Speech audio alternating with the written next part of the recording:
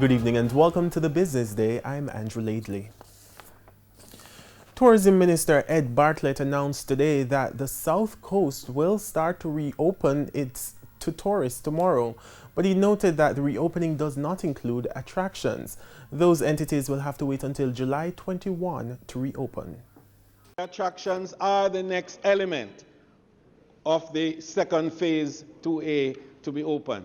But we wanted to give an additional week so that further work can be done to ensure that all of the attractions are made compliant, Mr. Speaker, and this is very important to us.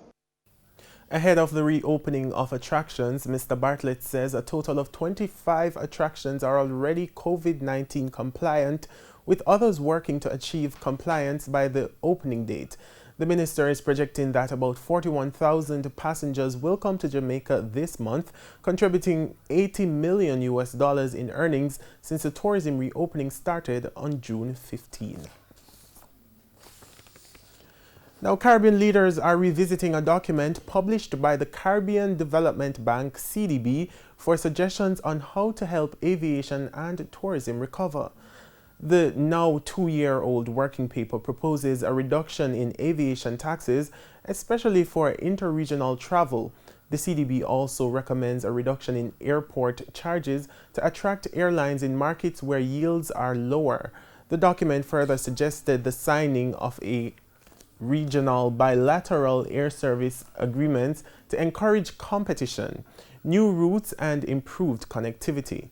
The paper projects that if these actions are observed, it could create about 200,000 new jobs by 2036 and add about $4 billion annually in GDP across the Caribbean.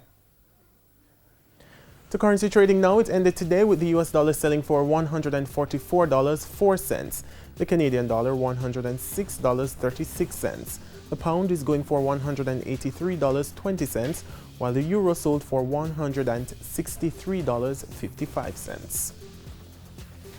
The JC index lost 3,207 points today, and the junior market index declined by 33 points. Among the winners were JMMB Group 7.25% preference shares, CAC 2000, Jetcon Corporation, Siboney Group, and The Lab. Now on the losing side were Deramon Trading, Sagicor Group, Honeybun, Lasco Distributors, and Medical Disposables and Supplies.